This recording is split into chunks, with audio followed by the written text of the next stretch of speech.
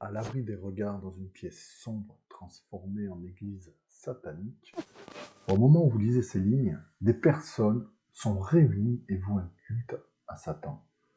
Leurs activités occultes sont diverses, mais le pire reste le meurtre au nom de Satan. Les sectes sataniques se développent dans le monde entier. Elles sont nombreuses et prennent différents noms pour mieux nous perdre. Les sectes sataniques sont une réalité et une réalité dangereuse. Salut YouTube, ça fait un moment que je n'ai pas mis de vidéo. Aujourd'hui, on parle de satanisme. Petite vidéo sur le satanisme, ses dangers, son recrutement, enfin, l'essentiel de ce qu'il faut savoir. J'ai pris ça sur un blog d'internet. Je te mets le lien dans la description, t'iras voir ou pas. En tout cas, si la vidéo te plaît, n'oublie pas de t'abonner, liker, partager, etc. Et moi, je te dis, bon visionnage.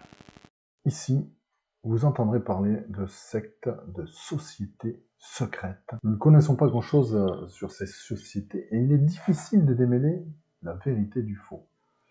Ce que nous savons, c'est qu'elles sont sataniques, car elles prônent l'inhumanité, le pouvoir et la richesse et bien sûr, toutes les déviances sexuelles comme la pédophilie. Ce sont des sujets sensibles. Notre monde actuel, dirigé par des sociétés secrètes, prône l'athéisme en masse, la pratique de l'ésotérisme, de l'occultisme et du spiritisme. Ces pratiques sont à la mode et beaucoup de jeunes s'y adonnent sans connaître les dangers encourus. Elles sont un moyen de recruter des adeptes. Bien sûr, dans ces domaines, il existe de nombreux charlatans, mais même eux, en pratiquant de la magie, en cherchant à s'enrichir sur le dos de ceux qui souffrent, ils deviennent des disciples de Satan. Les sociétés sataniques existent et leur but est d'aveugler l'humanité sur la présence de Dieu. Les membres de ces sociétés secrètes sont des hommes, des femmes en apparence, bien sous tout rapport, venant de milieux socioculturels et professionnels diversifiés. Ces hommes et ces femmes vont un culte à Satan, font des rituels sataniques, s'adonnent à des orgies, réalisent des sacrifices, parfois humains. Certains rejoignent ces groupes pour assouvir leurs pulsions sexuelles, notamment pédophiles. Ces personnes entraînent d'autres personnes, surtout des jeunes, à s'adonner à la magie et à l'occultisme. Et les adolescents prennent cela pour un jeu. Or, la magie n'est pas un jeu. Différents troubles tourmentent ceux qui s'y intéressent, comme la dépression, la paranoïa, des maux physiques que la médecine ne peut soulager. Certains aussi sombrent dans la schizophrénie, cette maladie mentale qui est terrible. La magie attire parce que de prime abord, ça semble anodin et amusant. Ensuite, on expérimente des choses excitantes et l'on finit par se lier à Satan. L'effet euphorisant est temporaire car très rapidement, très vite, on va ressentir de l'angoisse. Les sectes sataniques sont en plein essor. On n'en parle pas, ça reste un secret. Pourtant, des millions de personnes dans le monde entier se réunissent dans des endroits glauques, lugubres, devant un autel ou un trône, ou une statue de Satan ou d'une autre divinité, un pentacle, une croix inversée. Il existe même des discothèques pour satanistes dans lesquelles on passe de la musique satanique où l'on pratique des orgies. Il existe différentes formes de satanisme, dont le satanisme de Lavey, le luciférisme, le satanisme théiste. Il y en a pour tous les goûts. Ces sectes prônent la liberté, le refus de la société, la débauche et le meurtre. Voici quelques exemples dans les journaux concernant le satanisme. L'ouverture d'un procès pour meurtre d'enfants dans des rituels sataniques, Rio de Janeiro, en août 2003.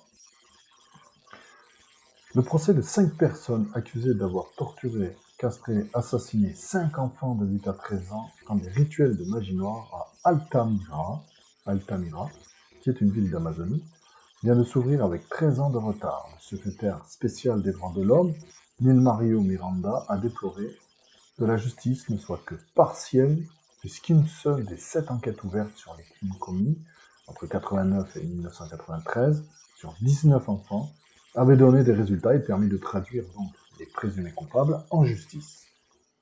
Les 5 accusés, dont la dirigeante d'une secte, Valentina de Andrade, 75 ans, ont réussi pendant toutes ces années à entraver les enquêtes par un trafic d'influence en faisant disparaître des preuves, en intimidant les victimes.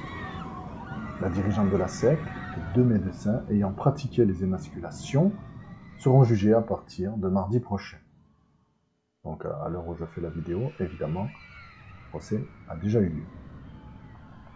Donc c'est paru dans le journal Le Matin, le 25 juillet 2001, et après le saccage d'un cimetière à Lucerne, la police a arrêté 6 personnes.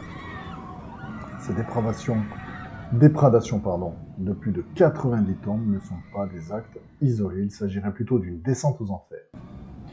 En effet, ces actes font suite à une série de 9 profanations satanistes depuis 1997 en Suisse. Donc un article paru dans le journal Le Courrier en mai 2001, l'assassin du curé de Kingsheim en Alsace a été condamné à 20 ans de réclusion criminelle. Il invoquait donc une pulsion satanique. L'expert chargé d'étudier son cas a estimé que ces fréquentations avaient pu susciter une émulation préjudiciable. Il s'en est par ailleurs inquiété de la banalisation de la mort que véhiculaient certains médias et certains groupes de musique black metal. Voici des exemples, parmi un nombre qui ne cesse de croître de faits divers qui se produisent au milieu des sociétés sataniques. Aujourd'hui, ils sont à la portée de la connaissance d'un grand public qui continue à nier le phénomène. Dans notre monde cartésien, on ne croit plus l'existence du diable, on minimise les faits en préférant parler de déséquilibrés mentaux. Or, le satanisme est une réalité, le démon est une réalité, le satanisme tue. Le père du satanisme moderne est l'anglais Dwight Aleister Crowley, 1875-1947. Enfant déjà, il se comportait d'une manière bizarre. Très vite, il se joignit à un groupe occulte et se fit appeler frère Père du Rabot. Le changement de nom est une pratique courante chez les satanistes. Cette habitude permet de brouiller les pistes et de rendre les recherches plus difficiles. Crowley prône le refus radical du christianisme. La priorité absolue au moins est l'usage de la magie pour sa propre satisfaction, y compris sexuelle. C'est le satanisme moderne. Crowley se considérait comme l'incarnation de Satan et se faisait surnommer la Grande Bête. On doit la première formation d'un mouvement concret, l'Église de Satan, à Anton LaVey. C'est lui qui a fondé le satanisme LaVey. Il érigea donc la première église de Satan et écrivit la Bible satanique ainsi que différents ouvrages comme la déclaration de foi du satanisme pour les adeptes qui voulaient être initiés. Juste pour l'information, Anton LaVey était franc-maçon. Après, je ne sais pas si ça a vraiment un grand rapport. On comprend que le satanisme prône la liberté. Or, dans le satanisme, il y a des règles à respecter. Il n'est pas libre, il croit être libre. Il doit obéir à une certaine hiérarchie, se plier à des rites, et surtout, on lui défend de quitter la secte. Donc pour l'adepte du satanisme. Les différents groupes de satanisme. Il existe beaucoup de groupes différents de satanisme. Pour faire court, je vais vous en présenter deux. Il y a le néo-satanisme occulte. Donc ici, on regroupe toutes les églises de Satan qui s'organisent autour des adorateurs du diable et qui se sont développées à partir du satanisme LaVey et de la doctrine de Crowley. Les membres de ces groupes vénèrent Satan et pratiquent des rituels sataniques. Les satanistes tiennent des séances secrètes et ne sont pas identifiables dans leur vie privée. Ils n'affichent pas de signes distinctifs, ils travaillent, font leurs courses, mènent une existence tout à fait normale aux yeux des autres, de la famille, des voisins, des amis. Ces groupes se sont surtout développés aux États-Unis, en Afrique du Sud et maintenant en Europe où elles gagnent du terrain. Il y a aussi le satanisme syncrétique des jeunes. Le mot syncrétique signifie une combinaison de doctrines et de religions non cohérentes entre elles, donc un mélange de plusieurs choses, non pas forcément de concordance. Ce satanisme est surtout fait maison, comportant un mélange de pratiques magiques et occultes des plus variées. Les jeunes sont très friands de satanisme syncrétique. Il existe des cercles fermés pratiquant ce genre, où l'entrée se fait grâce à des épreuves. Ces tests consistent en l'évocation des esprits par le spiritisme, le pendule, ou par un mouvement de protestation contre la société, ou encore en écoutant certains types de musique.